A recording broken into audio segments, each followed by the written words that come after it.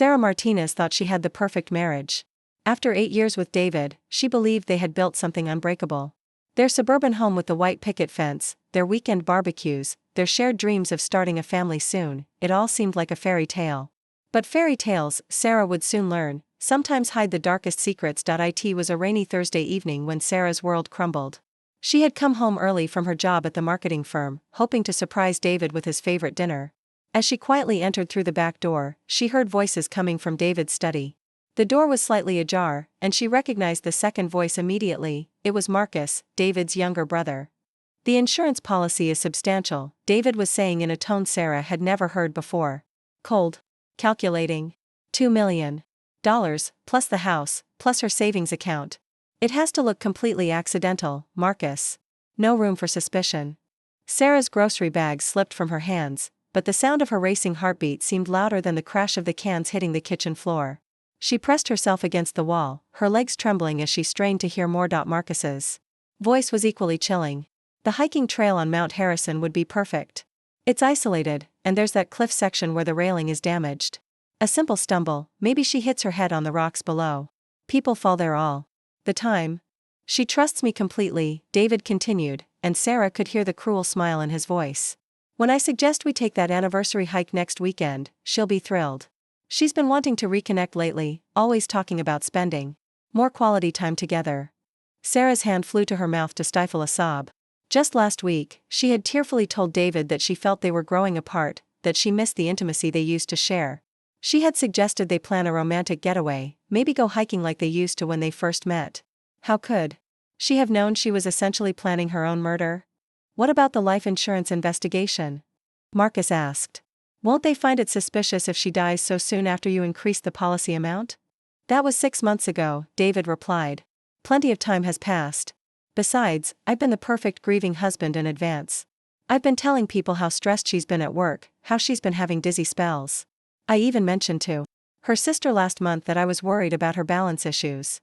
Sarah realized with horror that David had been laying the groundwork for her death for months. Every concerned comment about her health, every suggestion that she seemed tired or unsteady, had been part of his elaborate plan. The man she loved, the man she had given 8 years of her life to, had been systematically preparing to kill her. And after a reasonable mourning period, David's voice continued, "I'll comfort myself with Jennifer from the office. She's already been quite supportive during these difficult times with my marriage." The betrayal hit Sarah like a physical blow. Jennifer, the young assistant David had hired 6 months ago. The same Jennifer who had been texting David at odd hours, whom David claimed was just dedicated to her work. Sarah had felt guilty for her suspicions, had chided herself for being paranoid and jealous. Now she understood that her instincts had been right all along. "The hiking trip is this Saturday," David was saying. "I've already told Sarah I want to surprise her with a romantic weekend. She's so desperate to fix our marriage, she'll follow me anywhere." Marcus laughed, a sound that made Sarah's skin crawl. "By Sunday evening, you'll be a very wealthy widower. And if anyone asks, you were devastated by the tragic accident that took your beloved wife." Sarah heard chairs scraping against the floor and realized they were finishing their conversation. Panic seized her as she understood they would be coming out of the study any moment. She grabbed her purse and keys from the counter, leaving the scattered groceries on the floor, and slipped back out the way she had come, sitting in her car 3 blocks away. Sarah's entire body shook as the reality of her situation sank in. The man she had loved for nearly a decade was planning to murder her for money. Worse, he had an accomplice in his own brother, someone she had always considered family. The life she had built was not just ending, it had apparently been a lie from the beginning. But as the initial shock wore off, something else began to build inside Sarah. Not just fear, but a cold, determined anger. David thought he was so clever, so calculating. He believed she was naive and trusting, easy prey for his elaborate scheme. He had no idea that Sarah Martinez was far stronger and smarter than he had ever given her credit for. That night, while David slept peacefully beside her, Sarah lay awake formulating her own plan. If David wanted her to disappear, then disappear she would, but not in the way he expected. Over the next 2 days, Sarah moved with careful precision. She used her lunch breaks to visit 3 different banks, withdrawing cash in amounts small enough to avoid triggering any reports. She cleaned out their joint savings account and transferred her personal investments to a new account David knew nothing about. Years of handling the household finances meant she knew exactly where every penny was hidden. Sarah also gathered evidence.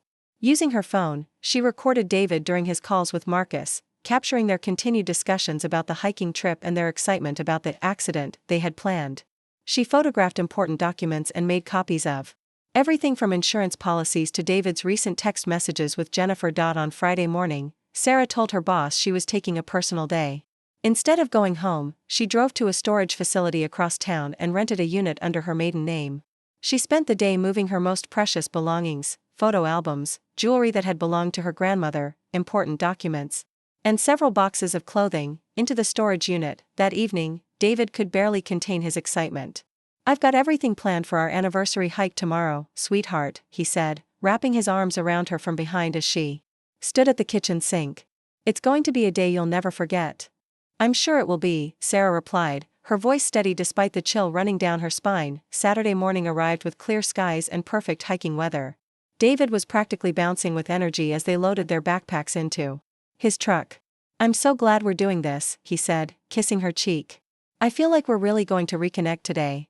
Sarah nodded and smiled, playing the part of the loving wife one last time. But as they drove toward Mount Harrison, she wasn't thinking about the cliff where David planned to push her to her death.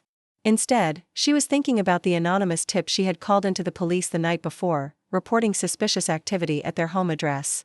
She was thinking about the envelope of evidence she had mailed to Detective Rodriguez, the same officer who had spoken at her company's safety seminar last year.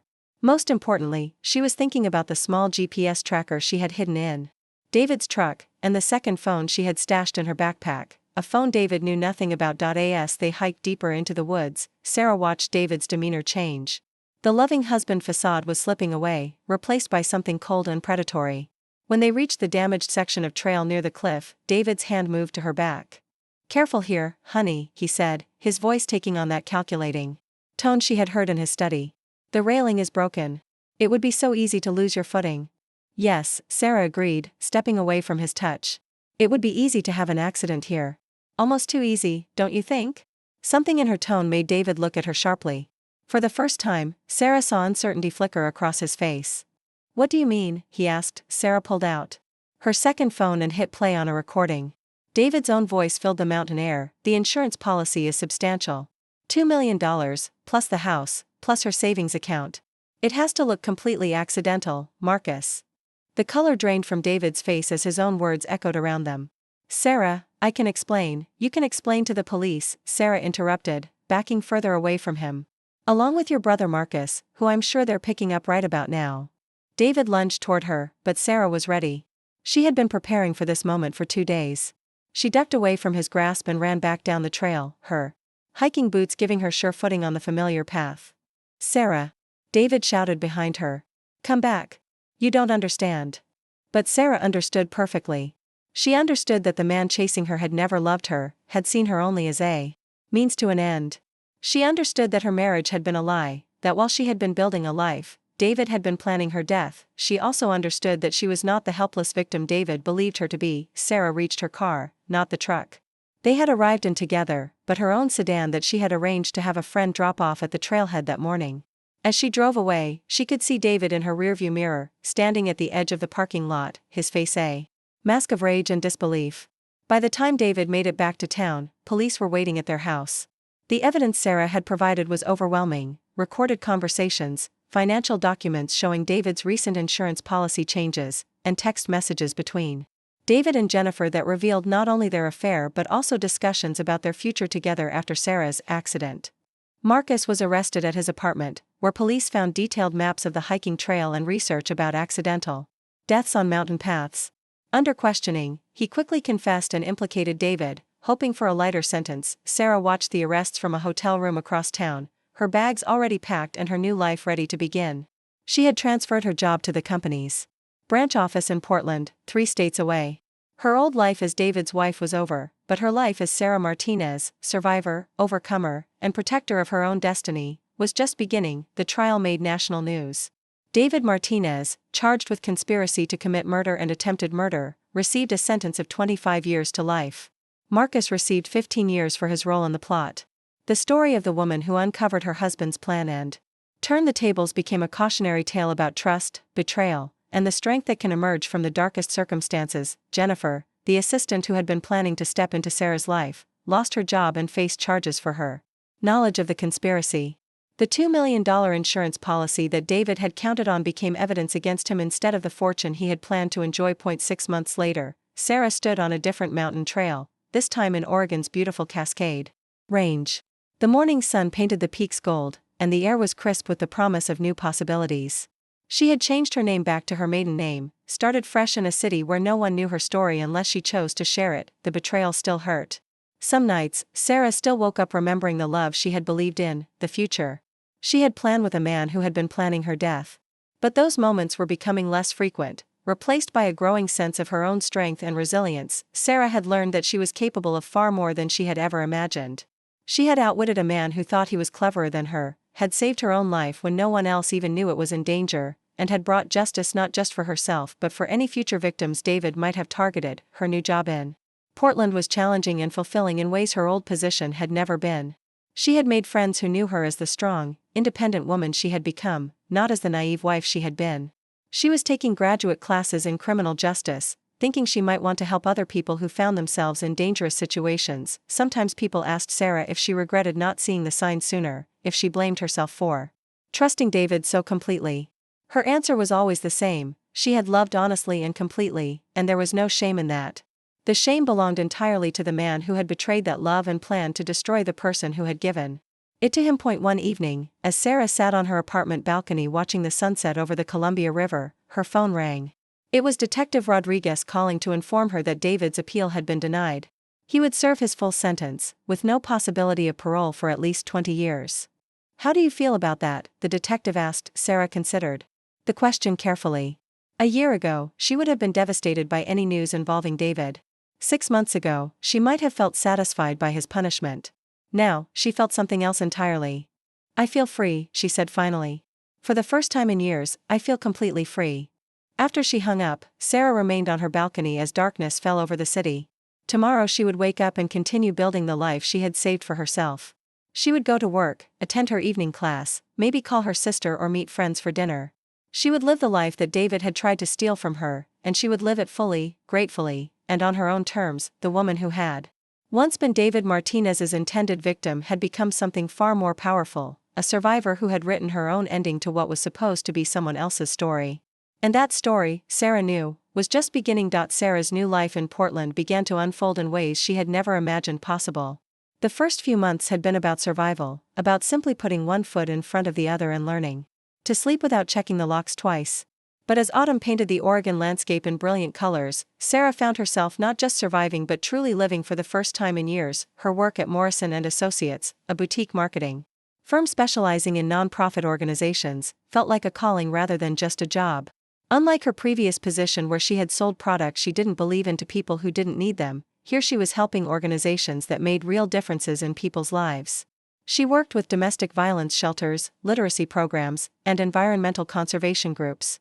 Every campaign she developed, every successful fundraiser she organized, felt like a small victory against the darkness she had escaped. Her supervisor, Rebecca Chen, became more than just a boss.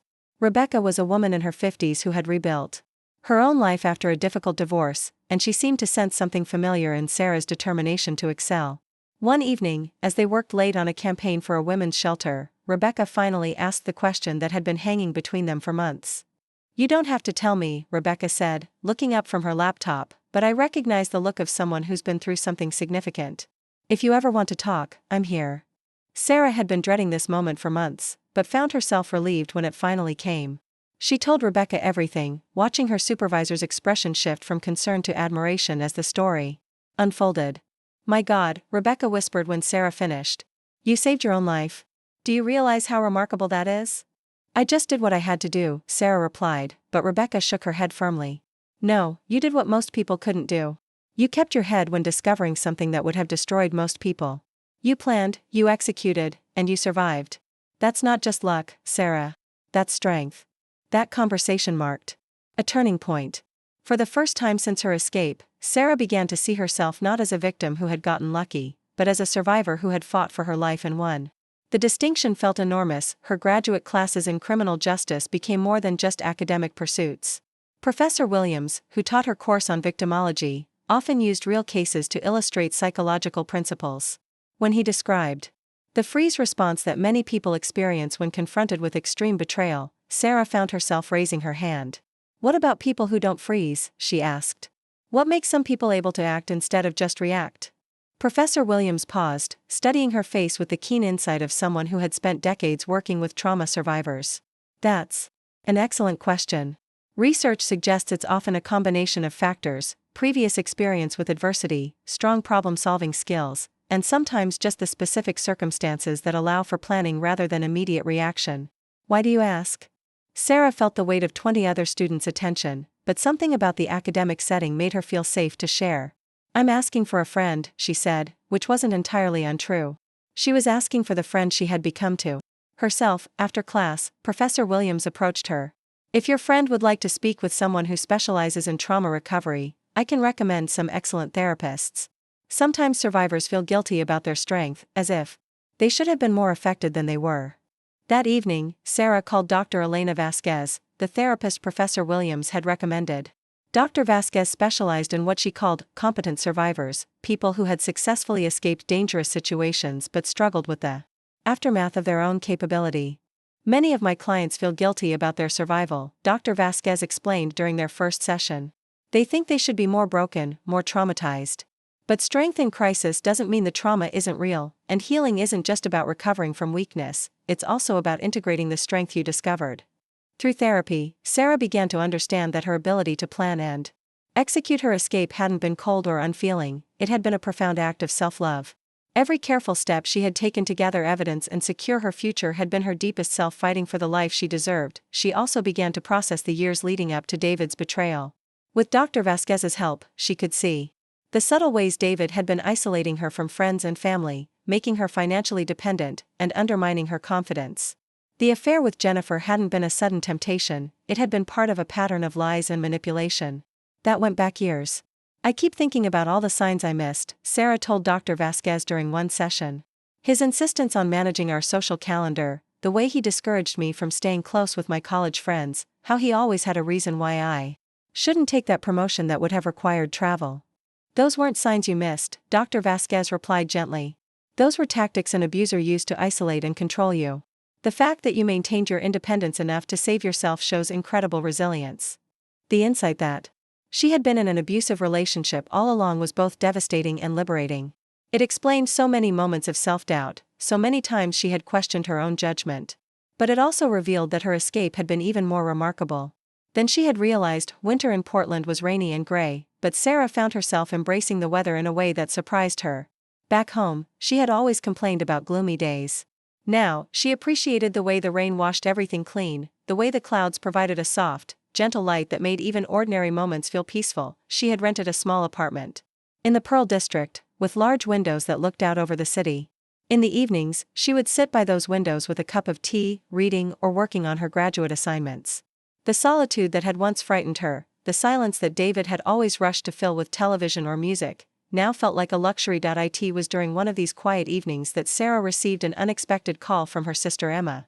They had spoken regularly since Sarah's escape, but this call felt different. I need to tell you something, Emma said without preamble. I ran into Jennifer today. Sarah's stomach clenched. Jennifer had moved back to their hometown after losing her job, and Sarah had known this encounter was inevitable. She asked about you, Emma continued. She wanted to know if you were okay, if you were happy. What did you tell her? I told her the truth. That you're thriving. That you have a new job you love, that you're back in school, that you seem more yourself than you've been in years. Emma paused. She started crying. Sarah. Right there in the grocery store. Sarah didn't know how to feel about Jennifer's tears. The woman had been complicit in planning her death, had been prepared to step into her life while her body was still warm. But she had also been manipulated by David, just in a different way. She said she wanted me to give you a message, Emma continued. She said she knows she doesn't deserve forgiveness, but she wanted you to know that she never fully understood what David was planning. She thought he was just going to divorce you, maybe stage some kind of affair so he could keep more of the assets. She said when she found out about the murder plot from the news, she was physically sick for days. Sarah absorbed this information quietly. Whether Jennifer had known the full extent of David's plan or not, she had still been willing to participate in destroying Sarah's marriage and stealing her life. But Sarah also recognized that she no longer felt the burning anger toward Jennifer that had once consumed her. That anger had been replaced by something more complex, a mixture of pity and indifference. I don't forgive her, Sarah said finally. But I also don't hate her anymore. I just don't care about her enough to hate her. I think that's healthy, Emma replied. You've moved beyond all of that. Spring brought new challenges and opportunities. Sarah's work had caught the attention of the Portland Police Bureau's community outreach coordinator, who asked if she would be interested in developing a public awareness campaign about domestic violence. The irony wasn't lost on her. The woman who had barely escaped becoming a murder victim was now being asked to help others recognize the warning signs she had missed. I'm honored, Sarah told Coordinator Martinez, no relation to her ex-husband. She had verified, but I should tell you that I have personal experience with this issue. I know, Coordinator Martinez replied. That's exactly why we want you involved. You understand both the victim's perspective and the importance of planning and preparation. We need someone who can speak to the complexity of these situations. The campaign Sarah developed was unlike anything the police department had run before. Instead of focusing solely on physical violence or encouraging victims to just leave, it emphasized financial preparation, evidence gathering, and safety planning.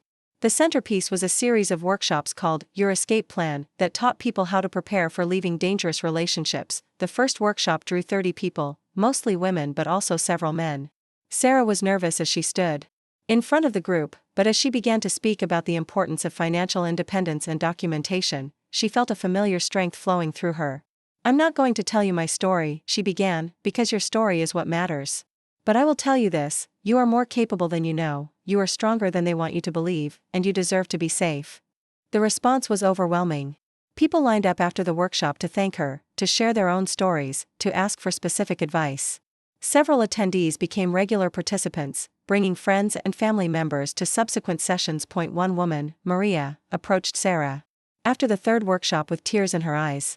My husband has been threatening me for months, she whispered. But I never thought about gathering evidence. I never realized I could plan ahead instead of just hoping things would get better. 6 months later, Maria successfully left her abusive husband with a safety plan, financial resources, and evidence that helped her obtain a restraining order. She called Sarah to say thank you, but Sarah knew Maria had saved herself. Just as Sarah had saved herself, Summer brought news from back home that David was filing for divorce, even from prison. His lawyer had contacted Sarah's attorney with papers claiming irreconcilable differences and requesting a division of assets. Sarah's lawyer, Janet Rodriguez, coincidentally sharing a name with the detective who had helped arrest David, called with the news. He's claiming that your disappearance constitutes abandonment of the marriage, Janet explained. He wants half of everything, including your new income and investments. Sarah laughed, actually laughed out loud. He planned to murder me for insurance money, and now he wants to divorce me for abandoning him. I know it's absurd, Janet replied. But we need to respond appropriately. The good news is that his criminal conviction makes his position very weak. No judge is going to award assets to someone who tried to kill their spouse for those same assets. The divorce proceedings dragged on for months, but Sarah found herself surprisingly unbothered by the delays.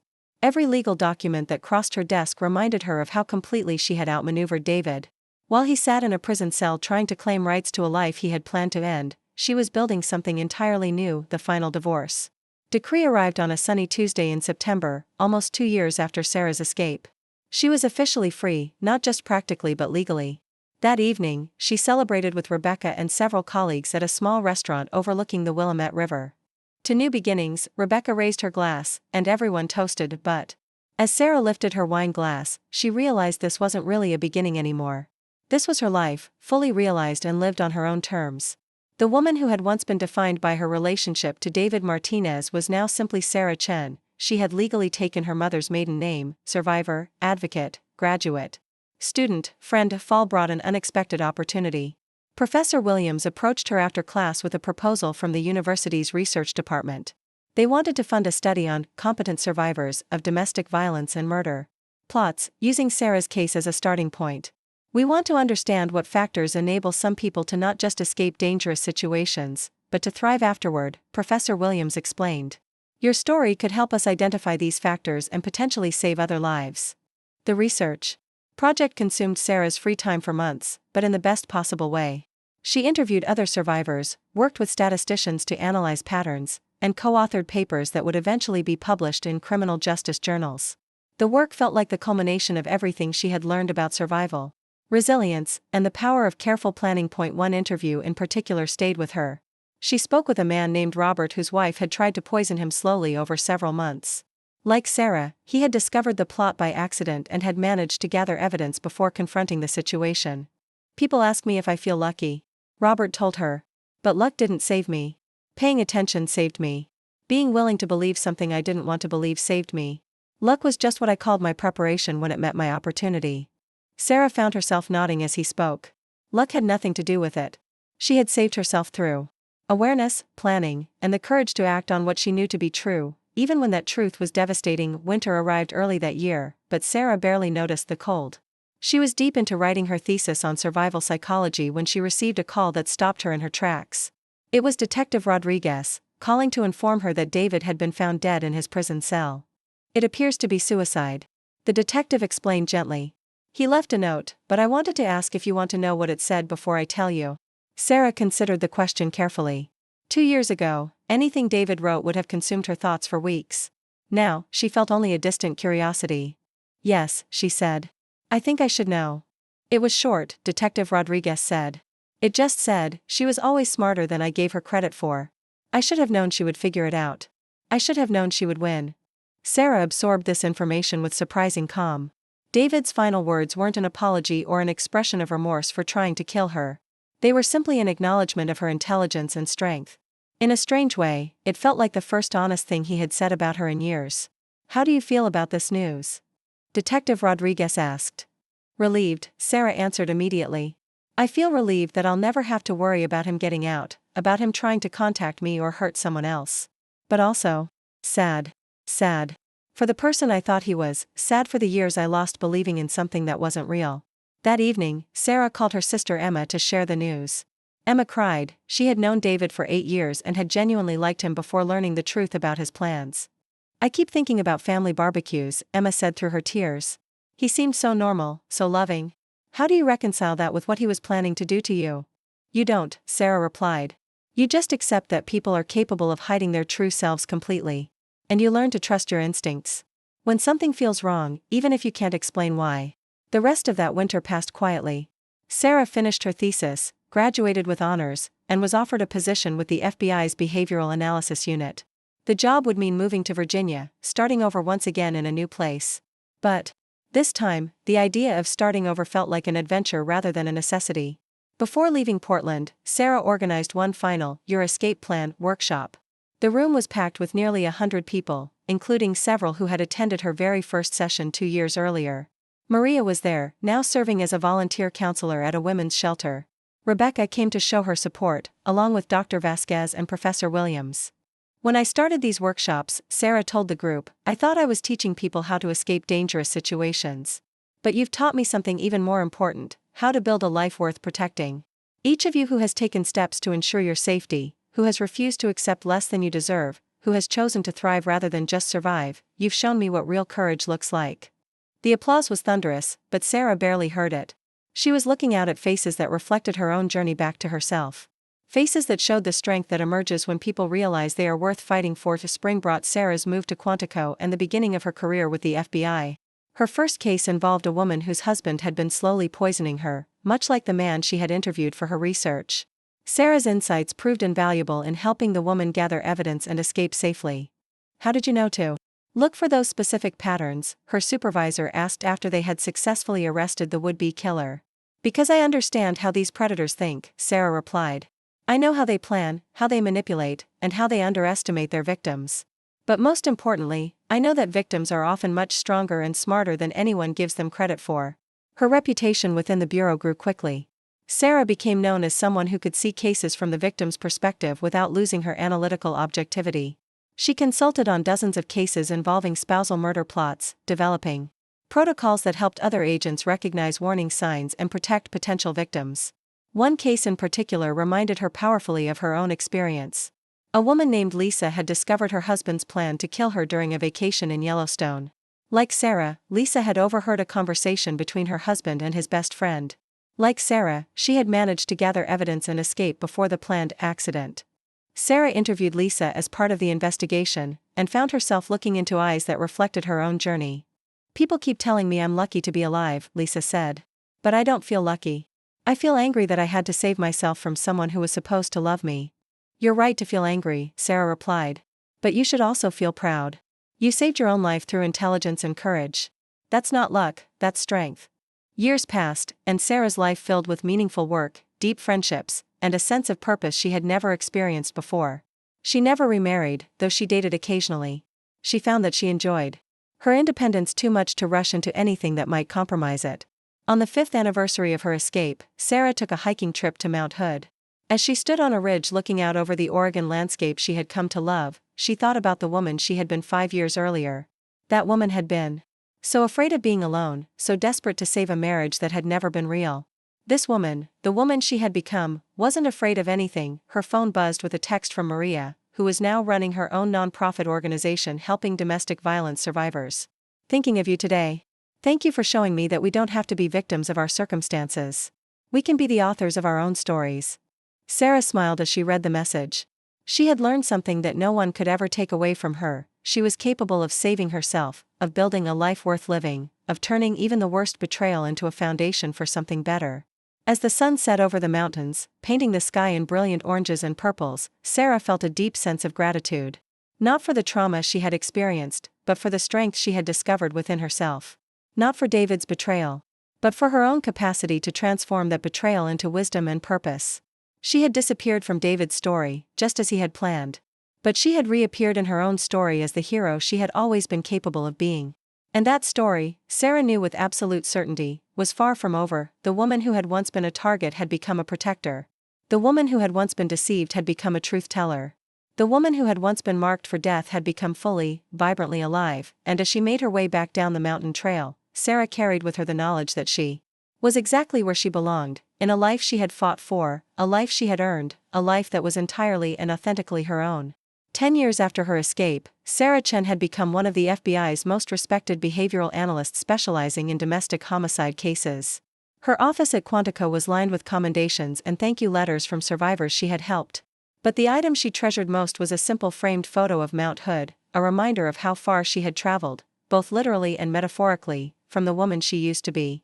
The work wasn't easy. Every case brought its own horrors, its own reminder of how creative human beings could be when it came to destroying the people who trusted them most. But Sarah had learned to channel her anger at David into something productive. Something that could prevent other women from experiencing what she had endured. Her latest case had kept her awake for 3 nights running. Margaret Thornton, a 62-year-old retired teacher from Virginia, had survived what appeared to be a random home invasion that had killed her husband of 35 years.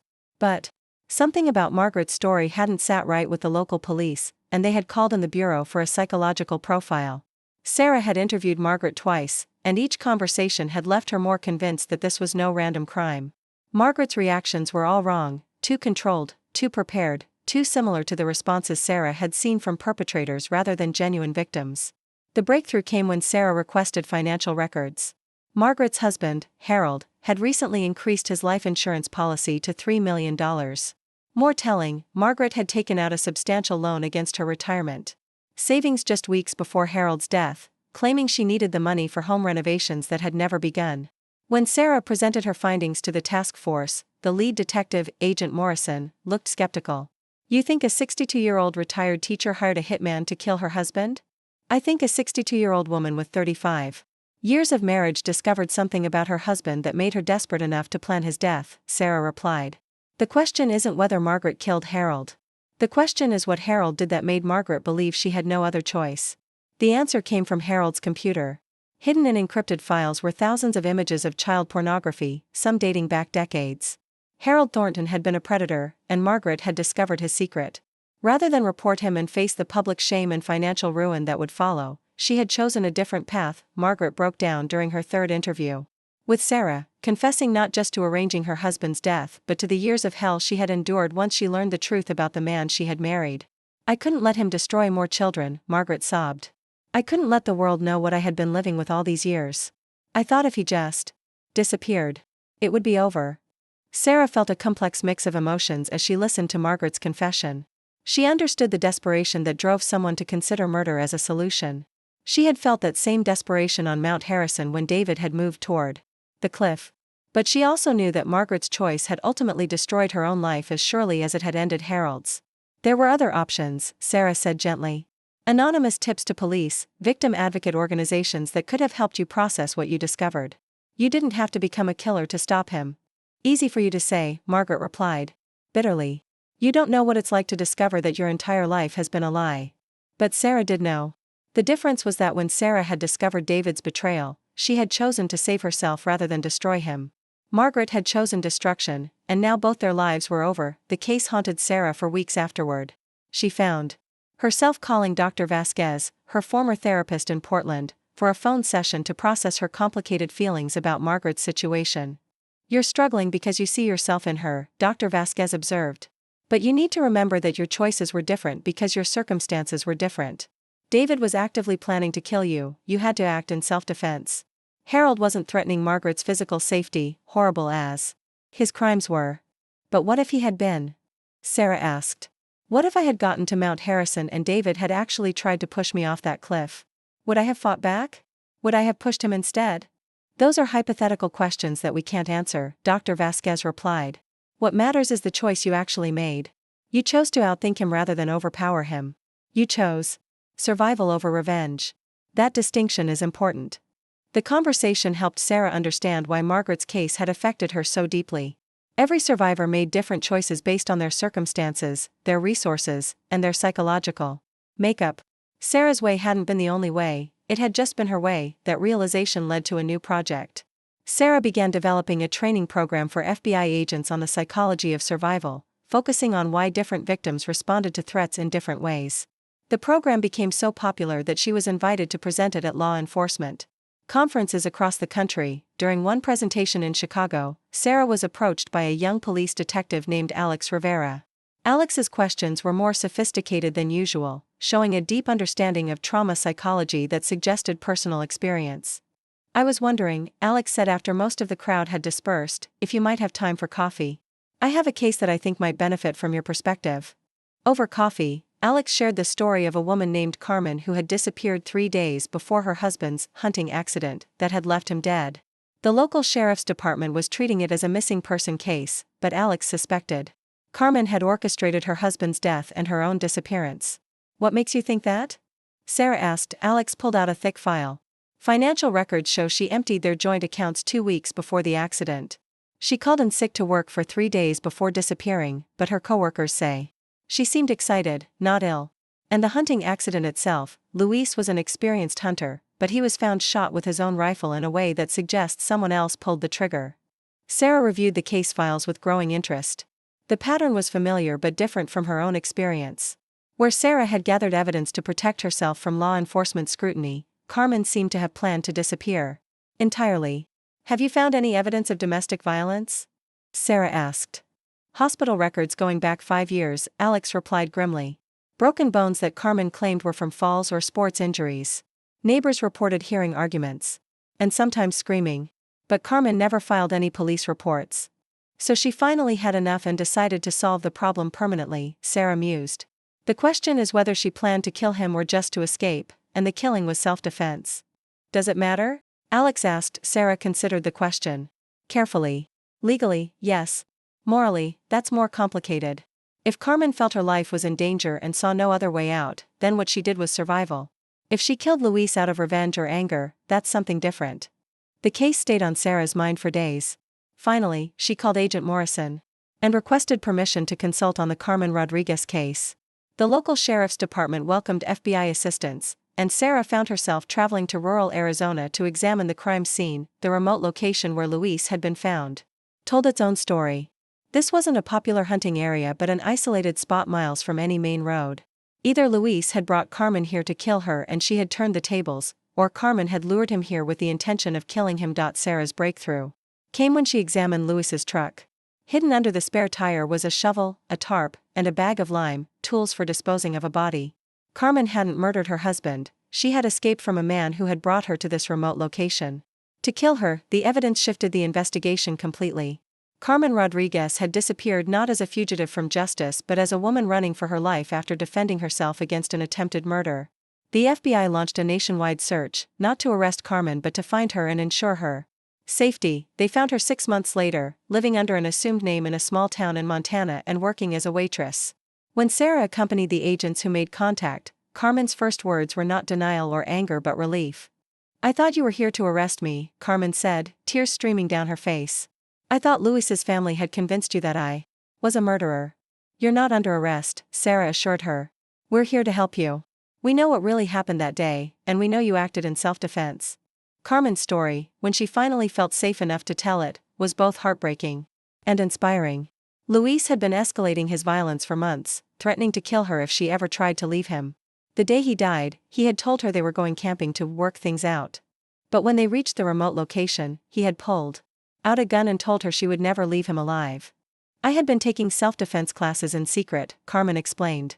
"When he set the gun down to get the shovel out of the truck, I managed to get to it first. He came at me, and I pulled the trigger. Then I panicked. I knew no one would believe me. Luis was popular in our town, and I was just the poor woman he married. So I ran." Carmen's case became a landmark precedent for self-defense claims in domestic violence situations. Her story was featured in legal journals and used in law enforcement training programs. More importantly, Carmen was able to rebuild her life with the support of victim advocacy organizations and the knowledge that the justice system had ultimately recognized her right to defend herself. The success of Carmen's case led to Sarah being promoted to unit chief, making her one of the youngest people ever to lead a behavioral analysis unit. Her team specialized in cases where the line between victim and perpetrator was blurred by circumstances of abuse and survival. One of her first major cases as unit chief involved a series of what appeared to be unrelated accidents befalling wealthy men across 3 states. The victims seemed to have nothing in common except their wealth and their recent divorces. Local law enforcement had treated each death as accidental until a sharp-eyed insurance investigator noticed the pattern and contacted the FBI. Sarah's team discovered that all 5 men had been killed by their ex-wives, but each woman had acted independently. They had never met or communicated with each other. Instead, they had all used the same method because they had all read the same source material, a true crime blog that detailed the perfect murder methods used by women throughout history. The blogger, a woman named Patricia Winters, had been writing what she claimed were educational posts about historical cases. But Sarah's analysis revealed that Patricia was actually providing a how-to guide for women who wanted to kill their abusive ex-husbands. The case became complicated when Sarah's team discovered that all 5 of the dead men had indeed been abusive. Court records showed patterns of domestic violence, financial abuse, and psychological torture. The women who had killed them weren't serial killers or psychopaths, they were abuse survivors who had seen murder as their only path to freedom. "This is what happens when the system fails," Sarah told Agent Morrison as they reviewed the case files. "These women didn't believe they could get justice through legal channels, so they took justice into their own hands." The investigation revealed a network of abuse survivors who had been sharing information and supporting each other through online forums. Patricia Winters had started her blog after her own ex-husband had murdered their daughter during a custody visit. When the legal system failed to hold him accountable, Patricia had killed him and gotten away with it. Her blog had become a resource for other women who felt equally failed by the system. "We're looking at 5 murders, but we're also looking at 5 women who felt they had no other choice," Sarah explained to the prosecutor who would be handling the cases. "These aren't cold-blooded killers. These are trauma survivors who were driven to extreme measures." The legal proceedings were complex and controversial. 3 of the women accepted plea bargains and received sentences that emphasized counseling and community service over prison time. 1 was acquitted on grounds of self-defense, and 1 chose to go to trial, where she was convicted of manslaughter rather than murder. Patricia Winters herself was the most complicated case. Her blog had provided the information used in 5 murders, but she had never directly encouraged anyone to kill. Her own story, losing her daughter to a violent ex-husband who escaped consequences, generated tremendous public sympathy.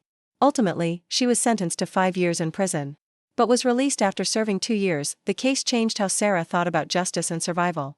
She began to see her own escape from David not just as a personal victory but as evidence of what was possible when victims had the resources, knowledge, and support they needed to save themselves through legal means. This insight led to Sarah's most ambitious project yet, the creation of a national database that would allow law enforcement, social workers, and victim advocates to identify patterns of abuse and intervene before situations escalated to homicide. The database would track not just criminal convictions but also hospital visits, insurance claims, and civil court proceedings that might indicate escalating domestic violence. The project required congressional approval and funding, which meant Sarah found herself testifying before House and Senate committees about the need for better domestic violence prevention.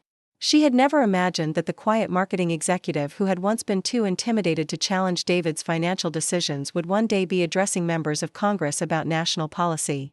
"Senators," she said during one particularly crucial hearing, "we have a choice. We can continue to treat domestic homicide as individual tragedies, or we can recognize them as preventable public health crises. The technology exists to identify warning signs before they become death sentences. We just need the will to implement it." The database project, dubbed the Domestic Violence Early Warning System, was approved with bipartisan support. Sarah spent the next 2 years traveling the country, working with local law enforcement agencies to implement the system and train officers to recognize the subtle signs that preceded escalation to lethal violence. During one training session in her old hometown, Sarah found herself back in the courthouse where David's trial had taken place 15 years earlier.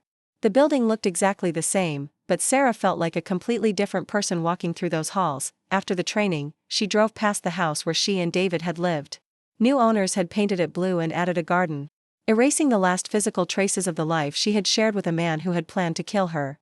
The sight of the house stirred memories, but they felt distant now, like scenes from a movie she had watched long ago. On impulse, Sarah drove to the cemetery where David was buried. She had never visited his grave, had never felt the need for that kind of closure.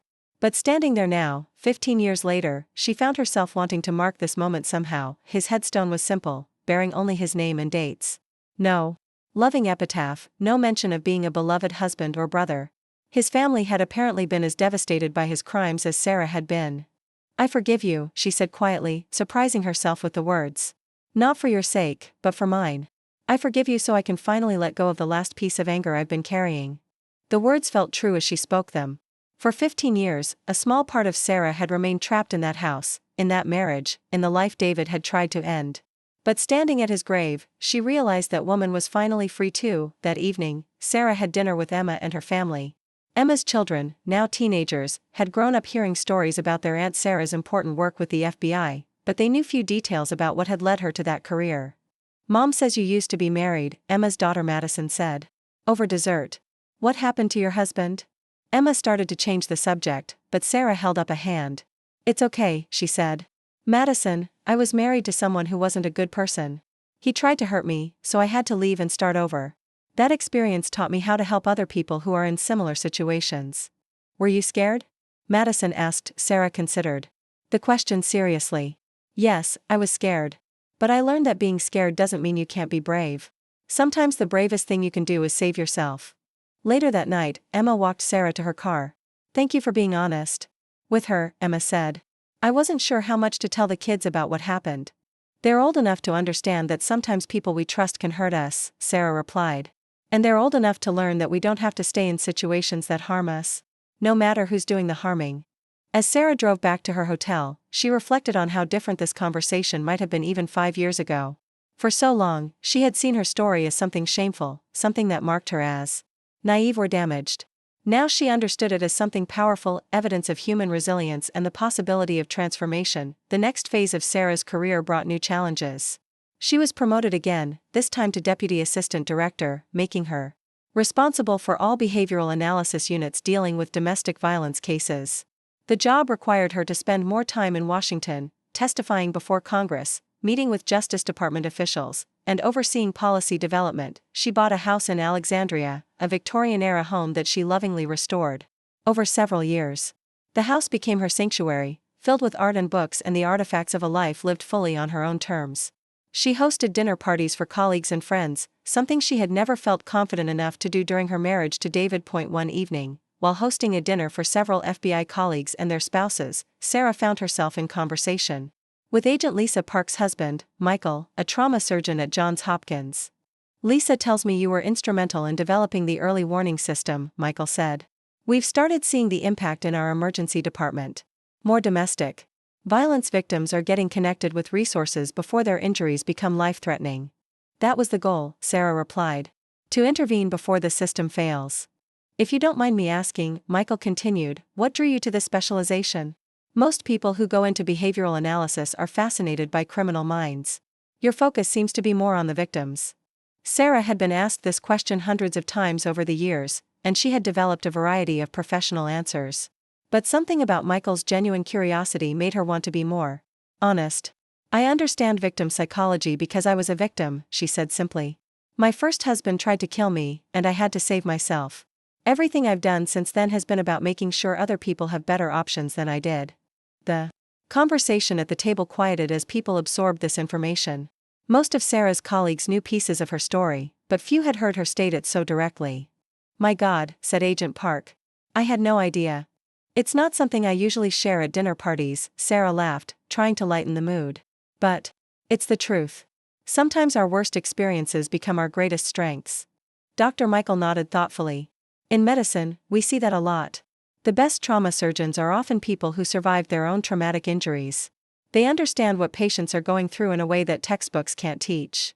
The conversation moved on to other topics, but Sarah noticed that several people approached her privately later in the evening to share their own stories of survival and transformation.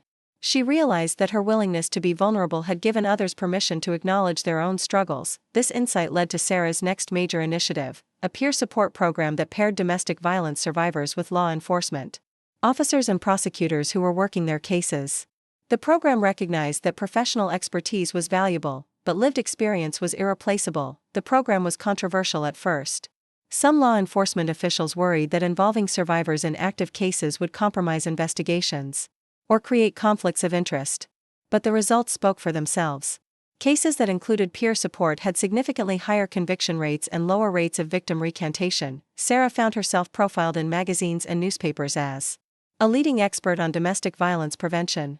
The articles invariably focused on her dramatic escape from David's murder plot, but Sarah tried to redirect attention to the larger issues of prevention and system reform. During one interview with a national news magazine, the reporter asked Sarah if she ever regretted not having children or remarrying. I made a conscious choice to focus on building a career and a life that felt meaningful to me, Sarah replied. I've been fortunate to mentor dozens of young agents and analysts over the years.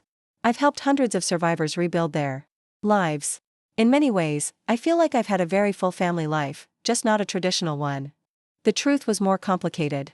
Sarah had dated several men over the years, some seriously. But she had never felt the desire to merge her life with someone else's again. She had worked too hard to build her independence to willingly give it up, even for love. There had been one relationship that came close. Dr. James Wright was a forensic psychologist she had met at a conference 5 years earlier. They had dated for almost 2 years, and James had eventually proposed.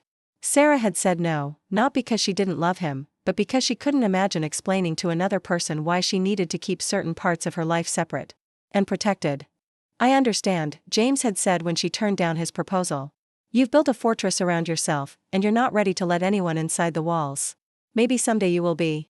Sarah had wondered sometimes if James was right, if she was protecting herself so thoroughly that she was missing out on genuine connection. But she had also learned to trust her instincts, and her instincts told her that her independence was too precious to risk. On her 50th birthday, Sarah threw herself a party at her house in Alexandria. The guest list included colleagues from the FBI, friends from her graduate school days, survivors she had worked with over the years, and Emma's family, who flew in from the West Coast. Looking around her living room at the faces of people she had chosen to include in her life, Sarah felt a deep sense of satisfaction. Dr. Vasquez, now in her 70s but still practicing, had flown in from Portland for the celebration. During a quiet moment, she and Sarah stepped out onto the back porch to talk privately. You know, Dr. Vasquez said, when I first met you, I was worried that your hypercompetence was a trauma response, that you were trying to control everything around you because you felt so powerless. Was I? Sarah asked. To some extent, yes. But what I didn't anticipate was how you would transform that need for control into something genuinely empowering. You didn't just survive trauma, you made meaning from it. Sarah smiled. I had a good therapist. You had good instincts, Dr. Vasquez corrected. I just helped you trust them. As the evening wound down and guests began to leave, Sarah found herself standing in her kitchen with Emma, washing dishes and talking about their lives. Do you ever wonder what would have happened if you hadn't overheard David that night?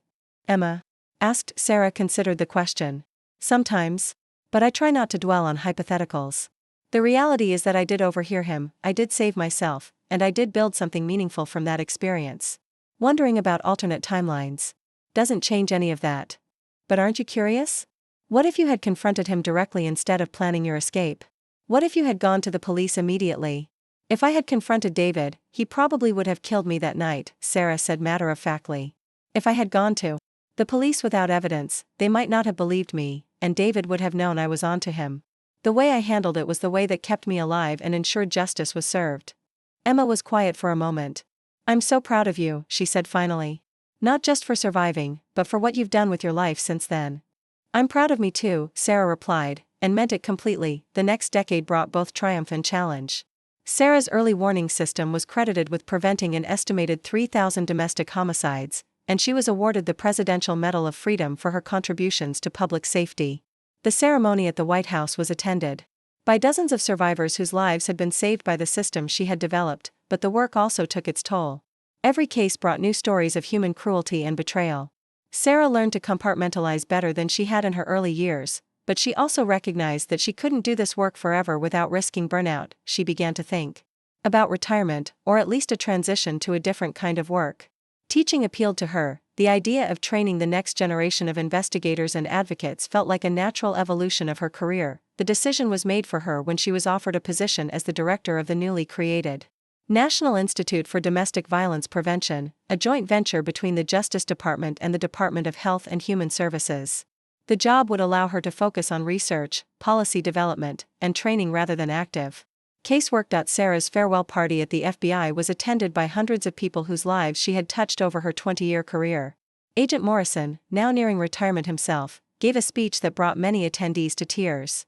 Sarah Chen has changed how law enforcement thinks about domestic violence, he said. But more than that, she's changed how our society responds to survivors. She's shown us that victims can become advocates, that survivors can become leaders, and that the worst experiences of our lives can become the foundation for our greatest contributions. As Sarah looked out at the crowd of colleagues, friends, and survivors, she thought about the woman she had been 30 years earlier, the frightened marketing executive who had been too intimidated to challenge her husband's spending decisions. That woman could never have imagined standing here, being honored for decades of service to others. The transition to the Institute brought new challenges but also new freedoms. Sarah was no longer bound by FBI protocols and procedures. She could speak more freely about policy issues, could advocate more openly for survivors' rights, and could focus on long-term systemic change rather than individual cases. Her first major initiative at the Institute was a comprehensive study of domestic violence prevention programs across all 50 states. The study revealed shocking disparities in resources and outcomes. Women in some states were 3 times more likely to be killed by intimate partners than women in other states, and the differences correlated directly with the availability of prevention and intervention programs. Sarah used these findings to lobby Congress for increased federal funding for domestic violence prevention. Her testimony was powerful not just because of her expertise, but because of her personal story. Senators, she said during one hearing, 30 years ago, I was a woman whose husband planned to kill her for insurance money.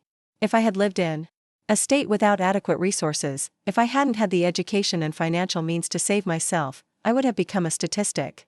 Instead, I'm standing here asking you to fund programs that will give other women the chances I had to create. The funding was approved, resulting in a 50% increase in federal support for domestic violence prevention programs. Sarah spent the next several years traveling the country, helping states implement evidence-based prevention strategies and training local advocates and law enforcement officers. During one trip to rural Montana, Sarah met a young woman named Angela whose story reminded her powerfully of her own experience. Angela had discovered her boyfriend's plan to kill her and collect on her life insurance policy, but unlike Sarah, Angela had nowhere to turn. The nearest domestic violence shelter was 300 miles away, and the local sheriff was the boyfriend's cousin. Sarah worked with Angela to develop a safety plan that included relocating to a larger city where she could access services and protection. But the experience reinforced for Sarah how much luck had been involved in her own survival.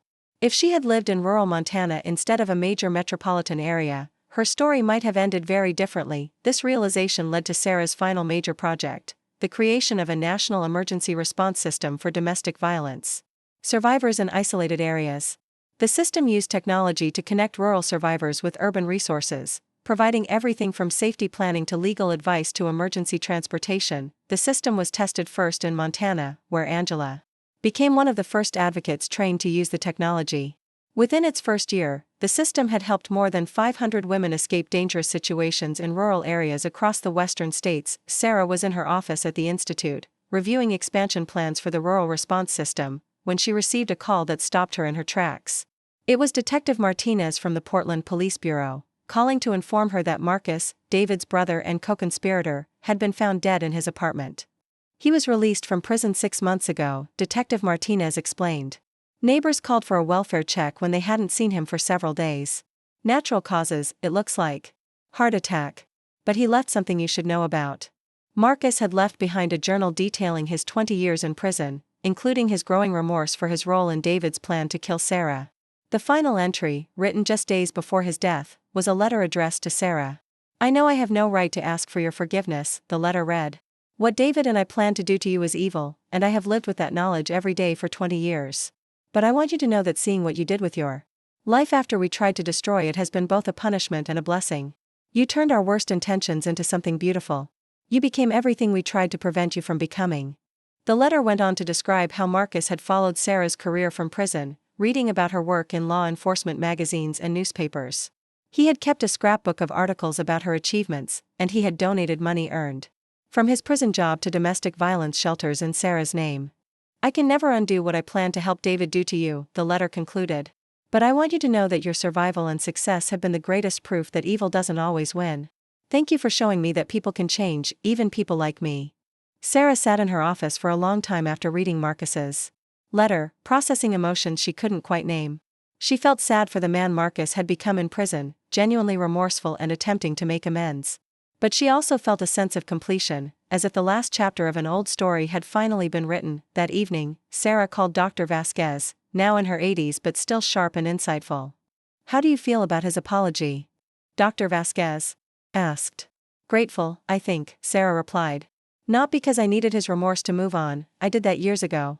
But because it confirms that people really can change, that even someone who planned to help murder me could eventually understand the magnitude of what they had done. And what does that mean for you? Sarah thought about the question carefully. It means that the story I've been telling myself for 30 years is complete. I'm not a victim who survived something terrible. I'm not a survivor who overcame her trauma. I'm just a person who experienced something difficult and used it to build something meaningful. The trauma is part of my history, but it's not the defining part anymore. A few months later, Sarah announced her retirement from the institute. She was 60 years old, and she felt ready to step back from the intense world of domestic violence prevention and advocacy. Her retirement party was attended by hundreds of people, including several Supreme Court justices, members of Congress, and advocates from around the world, but the person whose presence meant the most to Sarah was Angela, the young woman from Montana who had become a successful advocate in her own right. Angela had flown in from Seattle, where she now ran a technology company that developed safety apps for domestic violence survivors. I wanted to thank you, Angela told Sarah during the reception. Not just for helping me escape, but for showing me that surviving something terrible could become the foundation for helping others. You did that yourself, Sarah replied. I just provided some resources and guidance. Maybe, Angela smiled. But you also provided hope. You showed me that there was life after survival, that I could become more than just someone who escaped. In retirement, Sarah divided her time between Alexandria and a small cabin she bought in the mountains of North Carolina. The cabin was off the grid, surrounded by hiking trails and wildlife, a place where she could disconnect from the demands of public service and reconnect with the peace she had found in solitude years earlier. She wrote a memoir, titled The Woman Who Disappeared, which became a bestseller and was adapted into a documentary film. But more importantly to Sarah, the book generated millions of dollars in donations to domestic violence prevention programs around the world. Sarah also began speaking at universities and conferences, sharing her story and the lessons she had learned about survival, resilience, and transformation. Her talks were always packed, and she invariably received standing ovations, but her favorite speaking engagements were the small workshops she conducted for newly graduated social workers and law enforcement officers. These sessions were more intimate, more focused on practical skills and emotional resilience. The most important thing I can tell you, she would always conclude these sessions, is that everyone you meet who has survived trauma is stronger than they know and more capable than they believe. Your job is not to save them, it's to help them save themselves. On the 30th anniversary of her escape from David's murder plot, Sarah decided to hike Mount Hood again. She was 70 years old now, not as strong as she had been in her 40s, but still capable of managing the trail. Standing on the summit, looking out over the Oregon landscape that had become her home for a brief but crucial period of her life, Sarah reflected on the journey that had brought her here. The woman who had fled David's plan to kill her had become someone she never could have imagined, a national leader, a policy innovator, a mentor to hundreds of advocates and survivors. but more than any professional achievement, Sarah was proud of the life she had built. She had chosen love over fear, growth over safety, service over self-protection.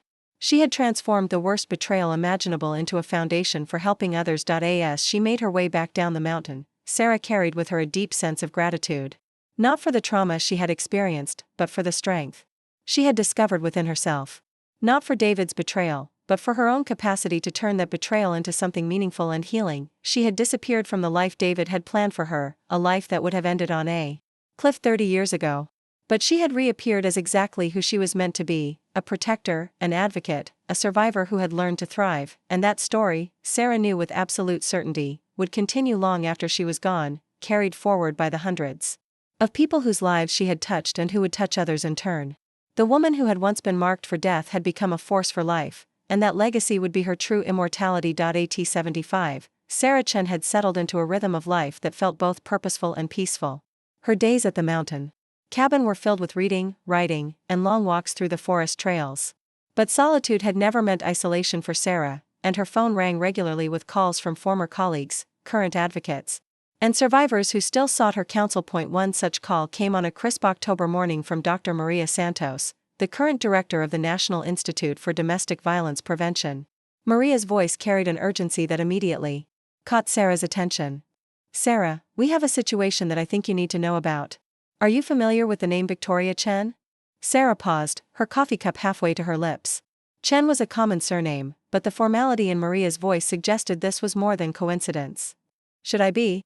She's a tech entrepreneur, 28 years old, based in Silicon Valley. She's been developing an AI system designed to predict domestic violence escalation before it happens. But here's the thing, she claims to be your niece. Sarah set down her coffee, her mind racing. She had no siblings other than Emma, and Emma's children were all accounted for and much younger than 28. "I don't have a niece named Victoria," Sarah said carefully. "What exactly is she claiming?"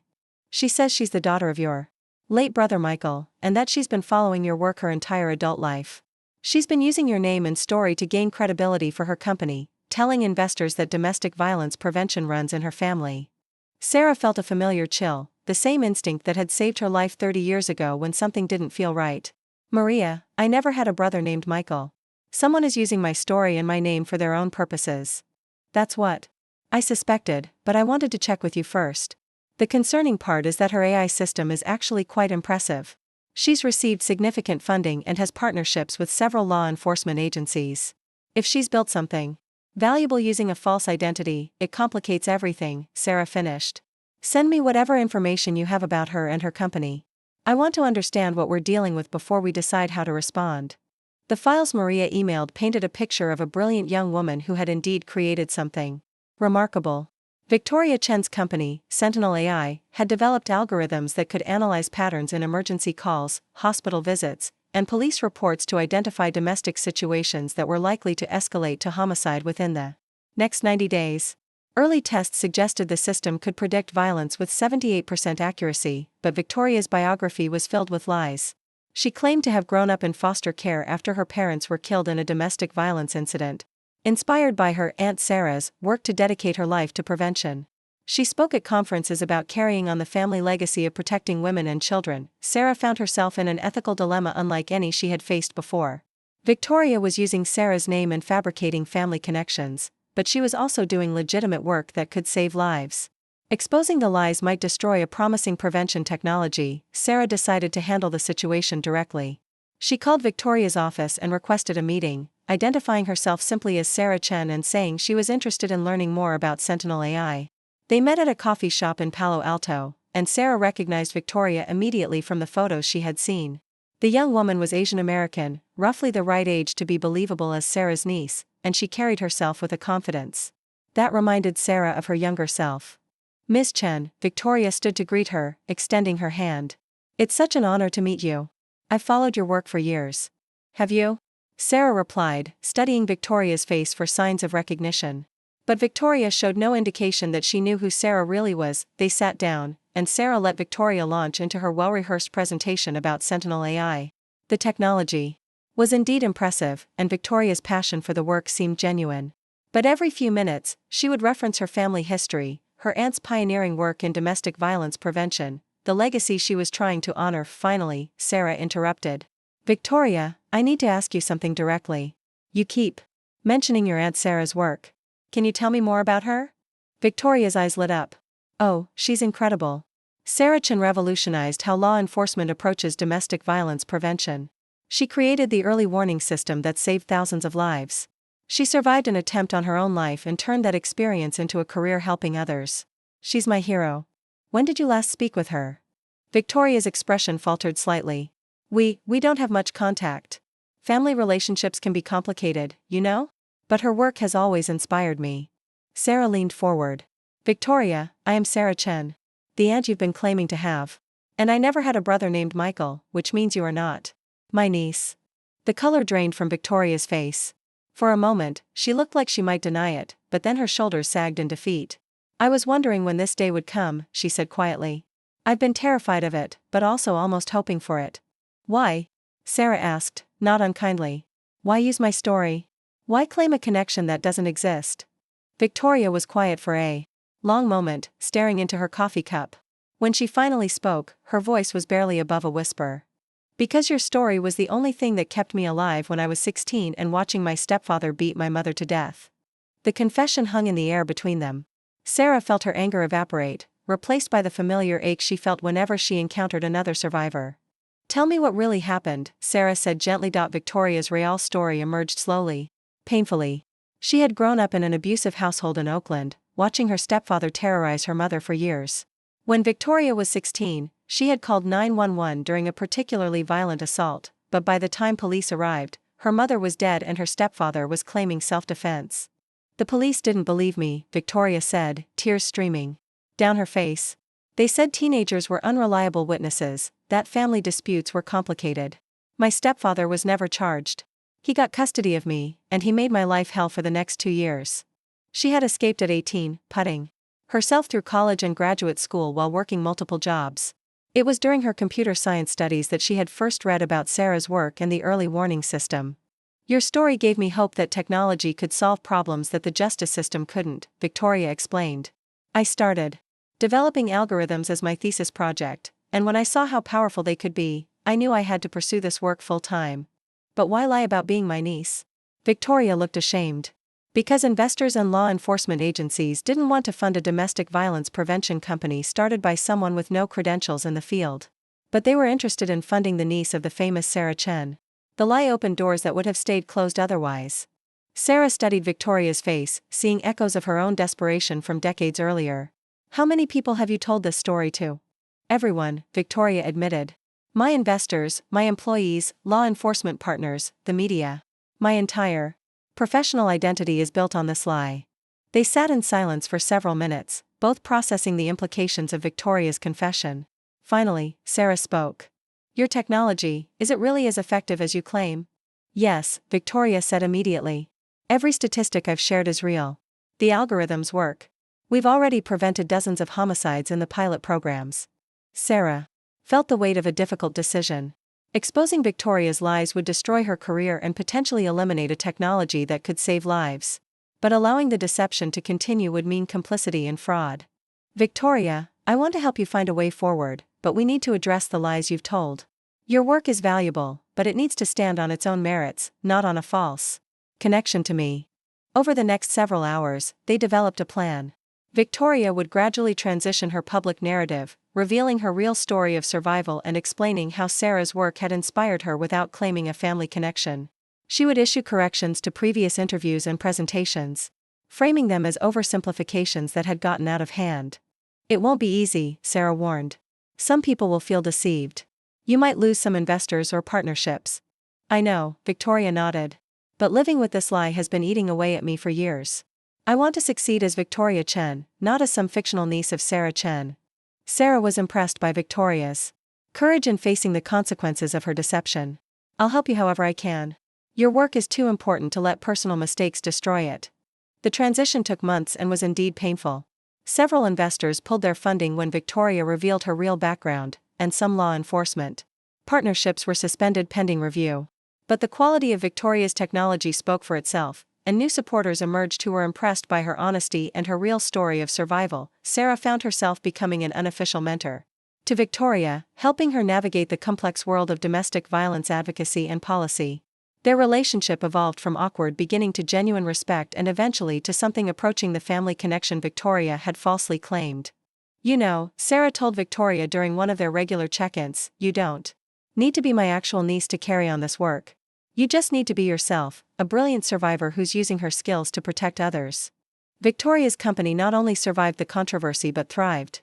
The honest version of her story resonated with other survivors and advocates, and Sentinel AI became one of the most successful domestic violence prevention technologies ever developed. During this period, Sarah also received news that took her completely by surprise.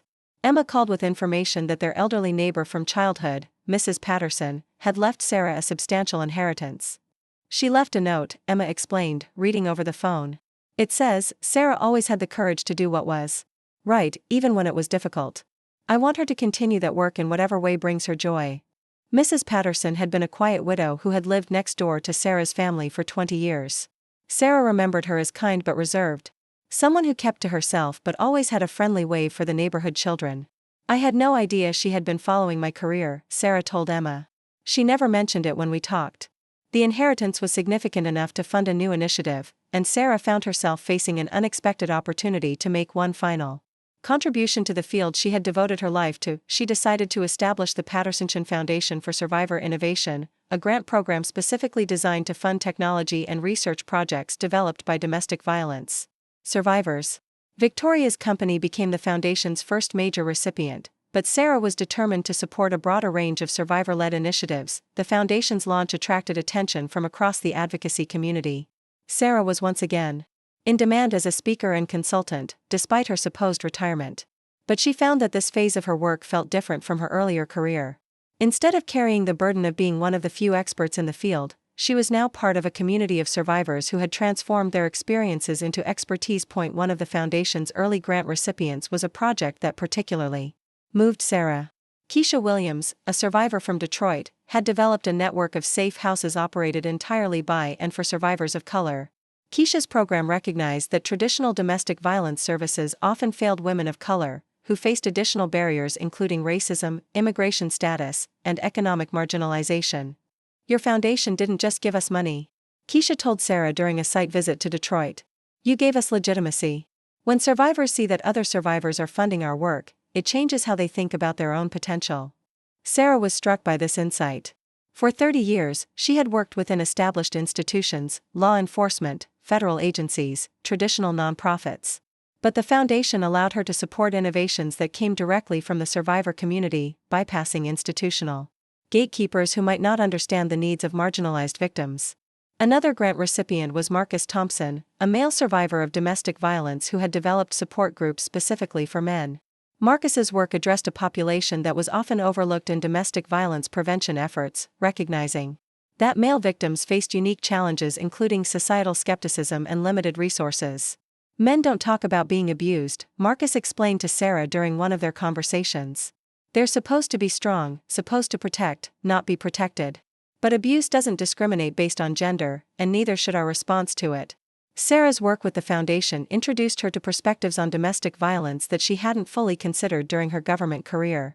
She met LGBTQ+ survivors whose experiences differed significantly from heterosexual domestic violence, immigrants whose undocumented status was used as a weapon against them, and elderly victims whose adult children controlled their finances and independence.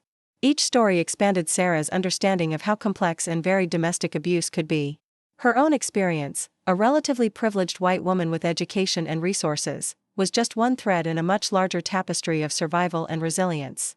This realization led to Sarah's final major writing project, a comprehensive book titled Surviving Forward: How Victims Become Advocates. The book featured dozens of survivor stories, showing how people from all backgrounds had transformed their experiences into advocacy work. The book took 3 years to complete, with Sarah conducting hundreds of interviews and reviewing decades of research. But it became her most influential work, used in graduate programs and training initiatives around the world. One chapter that particularly resonated with readers focused on what Sarah called lateral trauma, the secondary victimization that survivors often experienced when seeking help. Many of the people she interviewed described being re-traumatized by police officers who didn't believe them, judges who blamed them for staying in abusive relationships, or social workers who treated them as helpless rather than capable. The system meant to help us often hurt us more, wrote one survivor Sarah interviewed. But we learned that we could create better systems ourselves. This insight became a central theme of Sarah's later advocacy work. Instead of trying to reform existing institutions, many survivors were creating parallel institutions that better served their community's needs. As Sarah entered her 80s, she gradually stepped back from the day-to-day operations of the foundation, turning leadership over to Victoria Chen and a board of directors composed entirely of survivors and advocates. But she remained involved as an advisor and mentor, particularly enjoying her work with young people who were just beginning their advocacy journeys. One such young person was Alex Rivera, the police detective who had consulted with Sarah on the Carmen Rodriguez case decades earlier. Alex had left law enforcement to attend law school and had become a prosecutor specializing in domestic violence cases. Now, Alex was considering running for district attorney on a platform of criminal justice reform.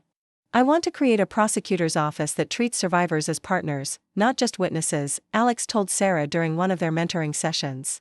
"But I'm not sure I have the political skills to win an election." "Political skills can be learned," Sarah replied. "But integrity and passion can't be taught. You have what matters most." Alex's campaign became a cause that energized Sarah in ways she hadn't expected. She found herself traveling to support Alex's candidacy, speaking at fundraisers and community forums. At 82, she was once again fighting for systemic change, but this time as a senior advisor rather than a frontline advocate. Alex won the election by a narrow margin, and Sarah was in the audience when Alex was sworn in as the youngest district attorney in the county's history. Watching someone she had mentored take on a position of real power felt like a completion of the circle that had begun with her own escape from David's plot 40 years earlier.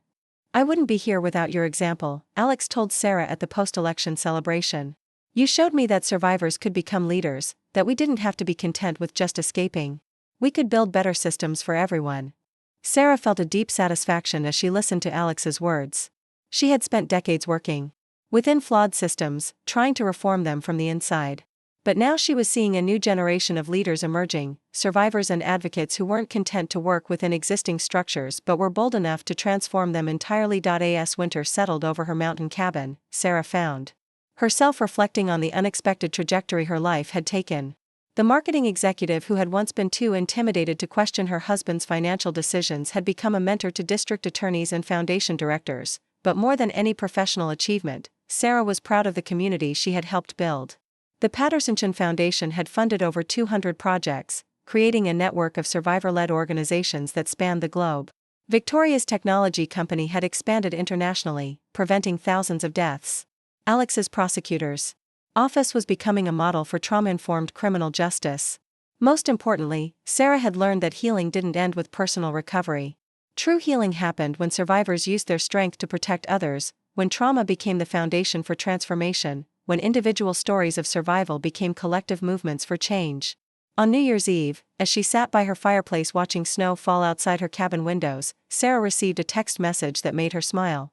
It was from a survivor named Jennifer, not the Jennifer from her past, but a young woman she had mentored through the foundation, who had just been accepted to law school. "Thank you for showing me that survival is just the beginning," the message read. "I'm ready to help others write their own stories of transformation." Sarah typed back a simple response, "You already are." As midnight approached and a new year began, Sarah felt a profound sense of completion. Not because her work was finished, the fight against domestic violence would continue long after she was gone. But because she had successfully planted seeds that would grow into forests of change. The woman who had once disappeared to save her own life had reappeared as someone who had helped thousands of others find their own paths to safety and strength. And that legacy, Sarah knew, would continue growing long after she was no longer there to tend it. She raised a glass of wine to the falling snow outside her window, toasting not just the new year but the endless possibility of human resilience and transformation. The scared woman who had run from David's plot 4 decades earlier had become exactly who she was meant to be, a force for healing in a world that desperately needed it, and the story continued, carried forward by all the lives she had touched. All the systems she had helped change, all the survivors who had learned to see themselves not as victims but as agents of their own liberation and the liberation of others. At 85, Sarah Chen received a diagnosis that surprised no one who knew her well. She faced it with the same calm determination that had characterized every major challenge in her life. The cancer was aggressive but treatable, the doctors said. With chemotherapy, she might have 2 or 3 good years left. Without treatment? Sarah asked her oncologist, Dr. Patel. 6 months, maybe 8. But Sarah, the treatment could give you significantly more time. Sarah considered this information. With the analytical mind that had served her so well throughout her career. Dr. Patel, I'm 85 years old. I've lived through things I never expected to survive, and I've accomplished more than I ever dreamed possible. Quality matters more to me than quantity at this point. She chose comfort care over aggressive treatment, a decision that surprised some but felt entirely right to those who knew her best. Sarah had spent her entire adult life helping others take control of their circumstances. Now, she was taking control of her own ending. The news of her diagnosis spread quickly through the vast network of survivors, advocates, and law enforcement professionals whose lives she had touched. The phone calls and visits began immediately, but Sarah was selective about how she spent her remaining energy. Victoria Chen was among the first to visit, flying in from San Francisco where Sentinel AI now had offices in 12 countries. Victoria had married another tech entrepreneur 2 years earlier and was pregnant with her first child. I'm naming her Sarah, Victoria told her mentor, placing a hand on her growing belly. If that's okay with you. It's perfect, Sarah replied, touched more deeply than she expected. But don't let her think she has to carry anyone else's legacy. Help her build her own. Victoria nodded, tears in her eyes. Everything I am professionally, I owe to you. Not because of the lie I told at the beginning, but because of the truth you helped me find. You found your own truth, Sarah corrected gently. I just provided a safe space for you to discover it. Emma flew in from Portland, where she had retired as a school principal. Now 79 herself, Emma had watched her sister's transformation with a mixture of awe and admiration that had never dimmed. Do you remember, Emma said as they sat together on Sarah's cabin porch, when we were kids, and you used to say you wanted to be invisible? You wanted to just blend in and never cause any trouble. Sarah smiled at the memory. I was so afraid of taking up space in the world. And now look at you. You've taken up more space than any of us ever imagined possible. You've filled it with meaning. Dr. Vasquez, now in her 90s but still sharp, called every week. Their conversations had evolved over the decades from therapy sessions to philosophical discussions between old friends. Are you afraid? Dr. Vasquez asked during one of their final calls. No, Sarah answered honestly.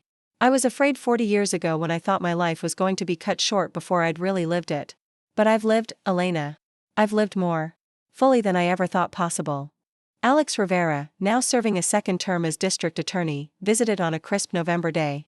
Alex's office had become a national model for trauma-informed prosecution, and domestic violence conviction rates in the county had increased by 300% under Alex's leadership. I'm implementing a new policy, Alex told Sarah. Every prosecutor in my office will receive training in survivor-centered approaches. We're calling it the Sarah Chen Protocol. Sarah was moved but also amused. Please don't name policies after me. I prefer to think of my legacy as being carried forward in hearts and minds, not bureaucratic procedures. Fair point, Alex laughed. We'll call it the Survivor-Centered Protocol. But everyone will know where it came from. As winter approached, Sarah found herself spending more time in quiet reflection. She had always been someone who processed experiences through action, but now she had the luxury of simply being present with her thoughts and memories. She thought often about David, something she hadn't done in years. Not with anger or sadness, but with a kind of detached curiosity. He had intended to end her life at 35, believing that was all she was worth. Instead, his betrayal had become the foundation for 50 years of meaningful work. The man who had tried to make her disappear had actually created the conditions for her to become more visible and impactful than she ever could have been otherwise. Marcus, David's brother, had died 15 years earlier, but Sarah still kept his letter of apology in her desk drawer. Sometimes she would read it and marvel at the human capacity for change and redemption. Even in the most unlikely circumstances, the foundation continued its work under Victoria's leadership, now funding projects in 37 countries. Sarah received regular reports but had stepped back from operational decisions. She trusted the next generation to carry the work forward in ways she couldn't have imagined. One project particularly pleased her, a program in rural Afghanistan that trained women to use encrypted messaging apps to report domestic violence anonymously. The program had saved hundreds of lives in a culture where women had few options for seeking help. Technology is allowing survivors to save each other in ways we never could have predicted, Victoria reported during one of their calls. Your vision of survivor-led solutions is happening on a global scale. Spring brought a surge of energy that surprised everyone, including Sarah's doctors. She used this time to complete one final project, a series of video interviews with survivors from around the world, documenting their stories and the lessons they had learned. The interviews became the foundation for a documentary film that would be released after Sarah's death. But more importantly, they served as a kind of oral history of the domestic violence survivor movement, preserving stories and wisdom that might otherwise be lost. One interview that particularly moved Sarah was with an elderly woman from Rwanda, who had survived both domestic violence and genocide. Despite experiencing unimaginable trauma, she had spent the last 20 years of her life training other survivors to become counselors and advocates. "Trauma can destroy us or transform us," the woman said during their conversation. "The choice is ours, but we cannot make it alone. We need each other to remember who we are beneath the pain." Sarah found in these interviews a kind of culmination of everything she had learned over her decades of advocacy work. Healing was indeed communal, strength was shared, and the most powerful force for change was survivors who refused to let their experiences be wasted. As summer faded into fall, Sarah's condition began to deteriorate more rapidly. She moved from the cabin to a hospice facility in nearby Asheville, a decision she made with characteristic practicality. "I want to die surrounded by professionals who understand end-of-life care," she told Emma. "And I want you to be able to get help if you need it." The hospice facility was beautiful, with floor-to-ceiling windows that looked out over the Blue Ridge Mountains. Sarah spent her days reading, listening to music, and receiving a steady stream of visitors from around the world. One visitor surprised everyone, including Sarah. Jennifer Morrison, the Jennifer from her past, David's former lover, requested permission to visit. She was now 65, a grandmother, and had spent the last 20 years working as a domestic violence counselor in Tennessee. "I know I have no right to be here," Jennifer said when she arrived. "But I needed to tell you in person how sorry I am for my role and what David planned to do to you." Sarah studied the woman who had once been prepared to step into her life while her body was still warm. Jennifer's face showed the wear of decades of guilt and the hard work of redemption. "What happened to you after David was arrested?" Sarah asked. "I fell apart," Jennifer admitted. "Completely. I ended up in therapy for years, trying to understand how I had gotten so lost that I could participate in something so evil. Eventually, I realized I needed to spend the rest of my life trying to make amends." Jennifer had indeed devoted her life to serving domestic violence survivors. She had never married, never had children, dedicating herself entirely to the work of helping other women escape dangerous situations. "I can never undo what I was prepared to do," Jennifer said, tears streaming down her face. "But I've tried to save other women the way you saved yourself." Sarah felt a complex mix of emotions: sadness for the young woman Jennifer had been, respect for the person she had become, and a kind of closure she hadn't known she needed. "Thank you for coming," Sarah said simply. "And thank you for the work you've done. Redemption is possible, even for the worst mistakes." After Jennifer left, Sarah felt a sense of completeness she hadn't expected. Every thread of her story had been acknowledged, every relationship had found its proper ending. Her final weeks were peaceful, spent in the company of the people who mattered most to her. Emma rarely left her side, and Victoria visited frequently. Her baby daughter, Sarah, now 6 months old and already showing signs of the determination that seemed to run in the Chen family, if not by blood then by choice. On a warm October morning, as golden light streamed through her window and painted the mountains in brilliant colors, Sarah felt herself growing tired in a way that seemed final. Emma was dozing in a chair nearby, and Victoria was feeding baby Sarah on the window seat. Sarah watched the 3 generations of women in her room: Emma, who had supported her through everything; Victoria, who carried forward her professional legacy; and tiny Sarah, who represented the future that Sarah's work had helped make possible. She thought about the young marketing executive who had overheard her husband's murder plot 45 years earlier. That woman had been so afraid, so convinced of her own powerlessness. She could never have imagined that her survival would become the foundation for a movement that had saved thousands of lives. Sarah's last conscious thought was not about David or the trauma that had shaped her life, but about the moment on Mount Hood when she had realized she was capable of saving herself. That moment of recognition, that she was stronger than she knew, that she deserved to live, that she could write her own story, had been the beginning of everything that followed. As her breathing became shallow and peaceful, Sarah carried with her the knowledge that her story would continue in the lives of everyone she had touched. The woman who had disappeared to save her own life had reappeared as a force for transformation that would outlive her physical presence by generations. Emma woke as Sarah's breathing stopped, holding her sister's hand as she passed peacefully into whatever came next. Victoria joined them at the bedside, baby Sarah gurgling contentedly in her arms, representing the continuation of hope and strength that had defined Sarah's extraordinary life. The memorial service was held 3 weeks later in the auditorium of a university that had recently dedicated its domestic violence research center in Sarah's honor. The gathering was unlike any funeral most attendees had ever experienced: part celebration, part rally, part recommitment to the work that Sarah had begun. Speakers included Supreme Court justices and senators, but also survivors from around the world who had been touched by Sarah's work. Each story reinforced the same truth, that Sarah's greatest gift had been showing people their own strength, their own capacity for survival and transformation. Victoria spoke last, holding baby Sarah in her arms as she addressed the crowd of nearly 2,000 people. Sarah Chen showed us that survival is not the end of the story, Victoria said. It's the beginning. She taught us that trauma doesn't have to define us, it can refine us, strengthen us, and connect us to others who need our help. The woman who disappeared 45 years ago to save her own life reappeared as someone who helped all of us save ourselves. The foundation that bore Sarah's name continued its work, expanding into new areas and serving populations she had only dreamed of reaching. Victoria's technology company developed new innovations for protecting vulnerable people.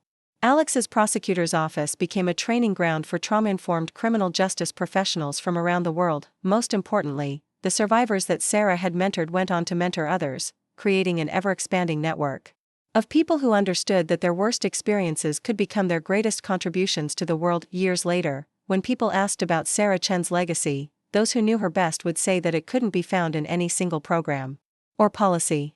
Her true legacy lived in the thousands of people who had learned to see themselves not as victims of their circumstances but as authors of their own redemption. The scared woman who had once wanted only to be invisible had become a light that continued to shine in every life she had touched, every system she had helped change.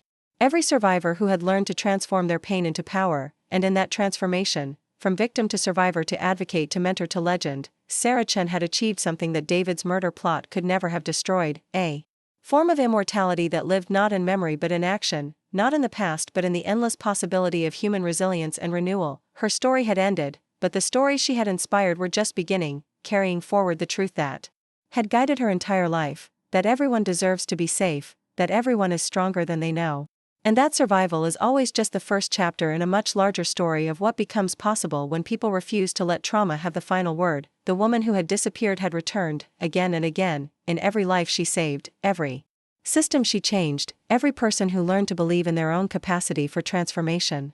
And in that way, Sarah Chen's story would never truly end, it would live on, forever multiplying, in the courage of everyone who chose to survive. Forward into the light. The end.